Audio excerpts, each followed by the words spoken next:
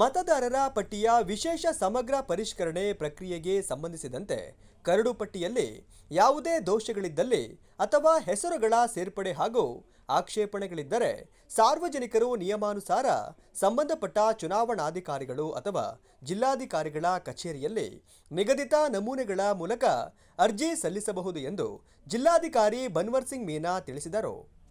ಜೂನಿಂದ 22 August ವರೆಗೆ ನಮ್ಮ ಜಿಲ್ಲೆಯಲ್ಲಿ 1210.2 mm ಮಳೆಯದು ಒಂದು ಡಿಮಾಂಡ್ ಇತ್ತು, ವಾಡಿಕೆ ಮಳೆ ಇತ್ತು.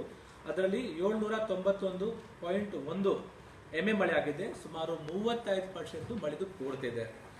ಈ ಮಳೆದು ಕೊಡ್ತಿ ನಾವು ತಾಲೂಕವಾರು ನೋಡಬೇಕಾದ್ರೆ ಅಜ್ಜಂಪುರ ತಾಲೂಕಿನಲ್ಲಿ ಹೈಯೆಸ್ಟ್ 47% ಕೊಡ್ತಿ ಇರುವುದು, ಡೆಫಿಸಿಟ್ ಇರುವುದು, ಮತ್ತು ಕಡೂರು ಮತ್ತು ತರೀಕೆರೆಯಲ್ಲಿ 38% ಕೊಡ್ತಿ ಇರುವುದು, ಮತ್ತು ಕಳಸಾನಲ್ಲಿ 29% ಕೊರತೆ, ಮತ್ತು ನುಡಿಗೆರೆಯಲ್ಲಿ 23% ಕೊರತೆ, ಎನ್ಆರ್ಪುರಲ್ಲಿ 23% ಕೊರತೆ, ಚಿಕ್ಕಮಗಳೂರಿನಲ್ಲಿ 58% ಜಾಸ್ತಿ ಆಗಿದೆ ಅಂತ ನಮ್ಮಲ್ಲಿ ಮಾಹಿತಿ. ಜೊತೆಗೆ ಈ ಮಳೆ ವಿಷಯದ ಬಗ್ಗೆ ಕೆಲವೊಂದು ಮಾಧ್ಯಮ ಮಿತ್ರರು ಕೂಡ ರಿಕ್ವೆಸ್ಟ್ ಮಾಡಿದರು.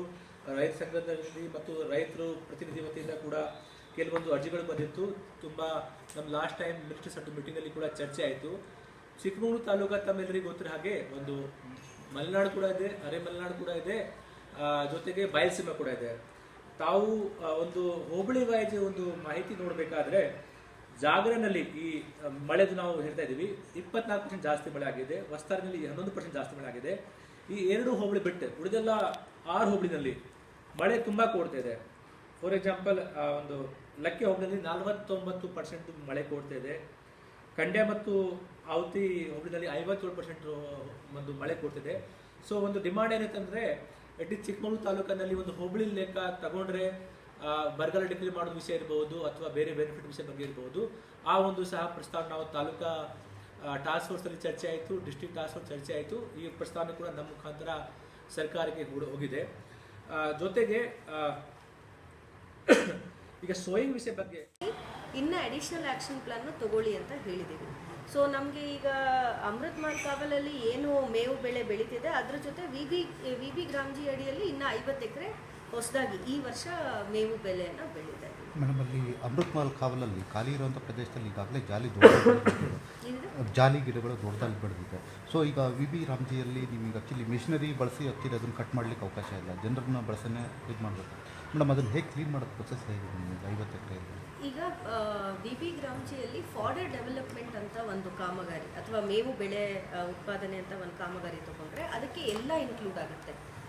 ವೀಡ್ ಕಟಿಂಗ್ ಮಾಡೋದು, ನೆಲನ ಲೆವೆಲ್ ಮಾಡೋದು, ಆಮೇಲೆ ಟ್ರೆಂಚ್ ಹೊಡಿಯೋದು, ಬಿತ್ತನೆಯನ್ನು ಮಾಡೋದು. ಸೊ ಕೆಲವು ಕಡೆ ತಾವು ಹೇಳ್ದಂಗೆ ಎಷ್ಟು ದೊಡ್ಡ ಲ್ಯಾಂಟೆನಾಗಳು ಇರ್ತವೆ ಅಂದರೆ ಅದು ಕೈನಲ್ಲಿ ಹೋಗೋಲ್ಲ. ಅಂಥ ಟೈಮ್ನಲ್ಲಿ ನಾವು ಮಷಿನ್ರಿ ಅಂತಲೇ ನಾವು ಕೊಟೇಷನಲ್ಲಿ ಸೇರಿಸ್ಕೋಬೇಕು. ಸೆಕ್ಯೂರ್ ಎಸ್ಟಿಮೇಟ್ ಅಂತ ಬರುತ್ತೆ, ಅದ್ರಲ್ಲಿ ನಾನು ಮಷಿನ್ ಅಂತ ತೋರಿಸ್ಕೊಂಡು ಮಷಿನ್ ಕಟ್ಟಿಂಗ್ ಮಾಡಬಹುದು. Provided at the end of the day ಮೇವು ಬೆಳೆ ಬೆಳಿಬೇಕು. ನಾನು ಮೇವು ಬೆಳೆ ಬೆಳಿತೀನಿ ಅಂದ್ಬಿಟ್ಟು ಬರೀ ಲಾಂಟನ ಕಟ್ ಮಾಡ್ಕೊಂಡು ಹೋದರೆ ಅದು ಸರಿ ಹೋಗಲ್ಲ. ಸೊ ಅದು ದಟ್ ಈಸ್ ಒನ್.